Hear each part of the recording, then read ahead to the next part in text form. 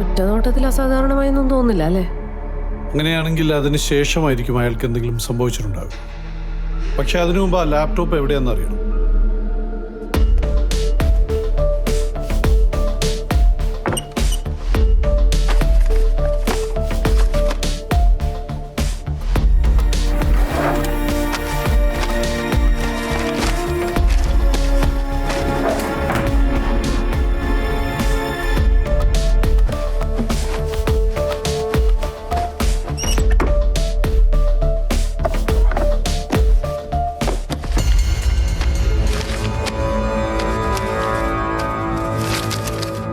Sir, യാത്ര പോകുന്ന ഒരാൾ ഇത്രയും രൂപ വെറുതെ വീട്ടിൽ വെച്ചിട്ട് പോകും?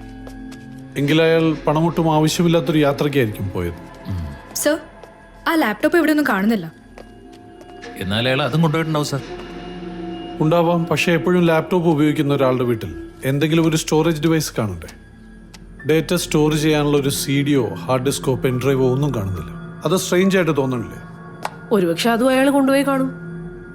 ആവാം, പക്ഷെ അയാൾ തന്നെയാണോ അത് കൊണ്ടുപോയതെന്നാണ് നമുക്കറിയേണ്ടത്. എന്നാലും ഈ വീട്ടിൽ കാണുന്നതൊന്നും അത്ര നല്ല ലക്ഷണമല്ല. ഈ സൗണ്ട് കേട്ടോ. വേറൊരു സ്ഥലത്തും ഈ സൗണ്ട് ഇല്ല. ഇവിടെ മാത്രം ഈ സൗണ്ട് കേൾക്കാൻ എന്താ കാരണം? സൗണ്ട് കേട്ടിട്ട് അവിടെ മാത്രം സോപ്പിട്ട് കഴിക്കുമല്ലോ തോന്നുന്നു. കറക്റ്റ്. എന്തിന് ഇവിടെ മാത്രം കഴുകി വൃത്തിയാക്കണം?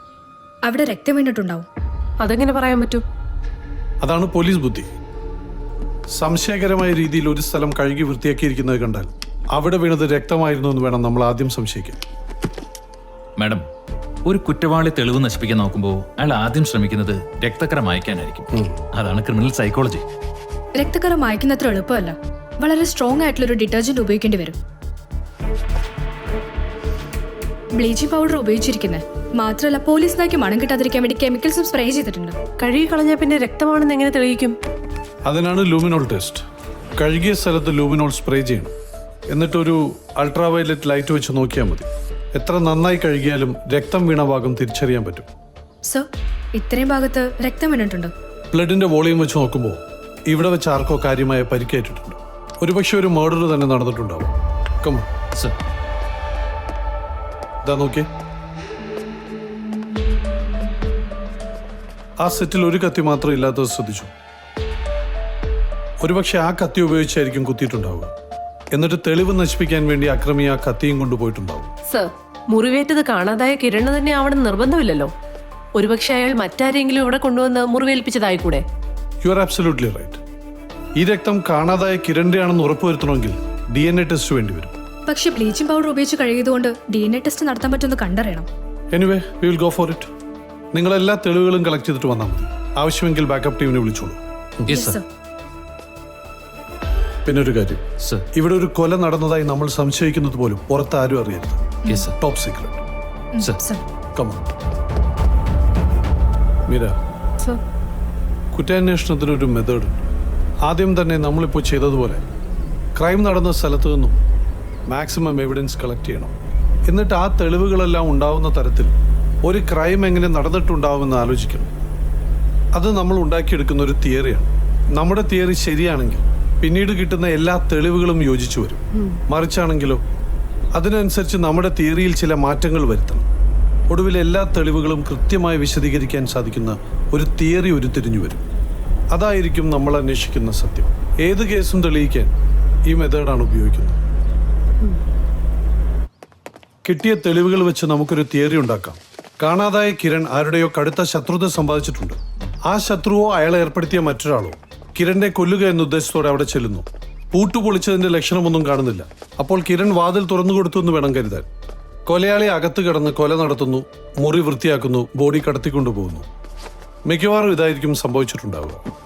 ലാപ്ടോപ്പും സ്റ്റോറേജ് ഡിവൈസും ഒഴികെ മറ്റൊന്നും കാണാതായതായി നമുക്കറിയില്ല. അതിനാൽ കൊല നടക്കാൻ ഇടയുള്ള എന്തെങ്കിലും വിവരം ആ ലാപ്ടോപ്പിലുണ്ടാവും. ഇതാണ് എൻ്റെ തിയറി. ഇനി നിങ്ങളെല്ലാവരും ചേർന്ന് ഈ തിയറി ഒന്ന് എക്സ്പാൻഡ് ചെയ്തേ. സാറിന്റെ തിയറിയിൽ ഒരു കറക്ഷൻ വേണമെന്ന് തോന്നുന്നു. അടുക്കളയിൽ ഇരുന്ന കത്തി കൊണ്ടാണ് കുത്തിയതെങ്കിൽ പെട്ടെന്നുണ്ടായ പ്രകോപനത്തിലായിരിക്കും കൊല നടത്തിയത്. കാരണം മുൻകൂട്ടി പ്ലാൻ ചെയ്ത കൊലയായിരുന്നെങ്കിൽ ആയുധം കൊലയാളി തന്നെ കൊണ്ടുവരുമായിരുന്നു. Good point. കൊല നടത്തിയ രീതിയെക്കുറിച്ച് പഠിച്ചാൽ കൊല നടത്തിയ ആളെക്കുറിച്ചും മനസ്സിലാക്കാം. ആ രീതിയിലൊന്ന് ആലോചിച്ച് നോക്കി. ഡെഡ് ബോഡിയുമായി സമയം ചെലവഴിക്കാൻ ഒട്ടും ബുദ്ധിമുട്ടില്ലാത്ത ആളാണ് കൊലയാളി. അല്ലെങ്കിൽ ബോഡി അയാൾ തന്നെ കൊണ്ടുപോവില്ല.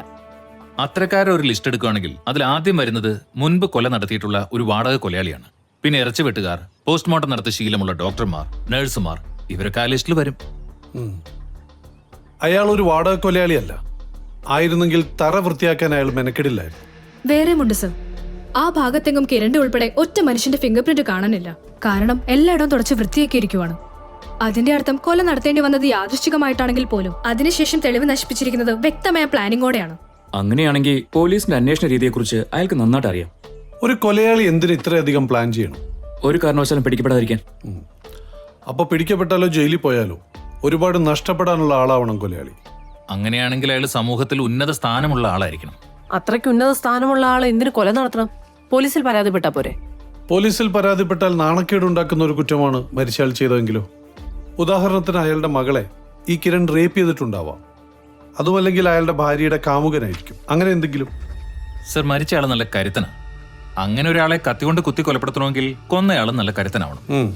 അല്ലെങ്കിൽ ഒരു മൽപ്പിടുത്തത്തിന് അയാൾ മുതിരില്ല. ഇത്രയും വെച്ച് കൊലയാളിയുടെ ഒരു ക്യാരക്ടർ പ്രൊഫൈൽ ഒന്ന് തയ്യാറാക്കി. ഉയർന്ന ബുദ്ധിയുള്ള ആളാണ് കൊലയാളി. ശവശരീരങ്ങളുമായി ഇടപെടാൻ ഒട്ടും മടിയില്ലാത്ത ആൾ. പോലീസിന്റെ ഫോറൻസിക് രീതിയെക്കുറിച്ച് അറിയാൻ പറ്റിയ വിദ്യാഭ്യാസമോ ജോലിയോ ഉള്ളയാൾ. സമൂഹത്തിൽ ഉന്നത സ്ഥാനമുണ്ട്, ഒപ്പം നല്ല കരുത്തനുമാണ്. പക്ഷെ മുറിയിൽ രക്തം വീണതുകൊണ്ട് മാത്രം കൊല നടന്നു എന്ന് പറയാൻ പറ്റില്ല. അതൊരു സാഹചര്യ തെളിവ് മാത്രമാണ്. ഇനി ഈ കേസ് മുന്നോട്ട് പോകണമെങ്കിൽ അയാൾ കൊല്ലപ്പെട്ടതിന് വ്യക്തമായ തെളിവ് വേണം. You mean body? യെസ്. പക്ഷെ ബോഡി കിട്ടാൻ സാധ്യത കുറവാ. കാരണം തെളിവ് നശിപ്പിക്കാൻ ഇത്രയും ബുദ്ധിമുട്ടി കൊലയാളി ബോഡി നശിപ്പിച്ചിട്ടുണ്ടോ? അതെ, തൽക്കാലം കാത്തിരിക്കാനേ പറ്റൂ. അതുകൊണ്ട് ആ സമയത്ത് കിരണിനെ കുറിച്ച് അറിയാൻ ശ്രമിക്കൂ. ഇതിനെയാണ് വിക്ടിമോളജി എന്ന് പറയുന്നത്. മരിച്ചയാളെ പറ്റി നന്നായി മനസ്സിലാക്കിയാൽ അയാളെ കൊല്ലേണ്ട ആവശ്യം ആർക്കാണെന്ന് അറിയാൻ പറ്റും. എന്ന് വെച്ചാൽ കൊന്നത് ആരാണെന്ന് അറിയണമെങ്കിൽ ആദ്യം മരിച്ചത് ആരാണെന്ന് അറിയണം. ഈ കിരണിന്റെ എല്ലാ റെക്കോർഡ്സും ട്രേസ് ചെയ്യൂ. പിന്നെ അയാളുടെ കൂട്ടുകാർ, ബന്ധുക്കൾ, സഹപ്രവർത്തകർ, പിന്നെ അയാൾ വളർത്തുന്ന പട്ടി, പാറ്റ, പൂച്ച തുടങ്ങി സകലതിന്റെയും റെക്കോർഡ്സ് വേണം. Yes sir.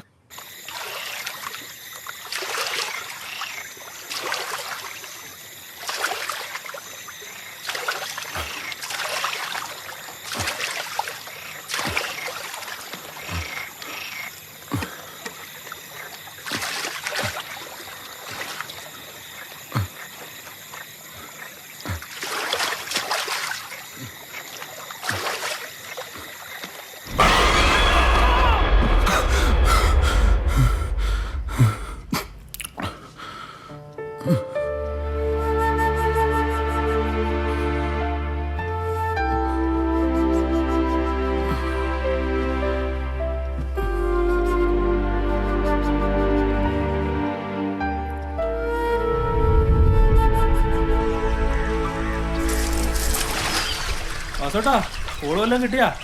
നീ നിന്നെ ഇവിടെ എന്തോ കിടക്കണ്ട്.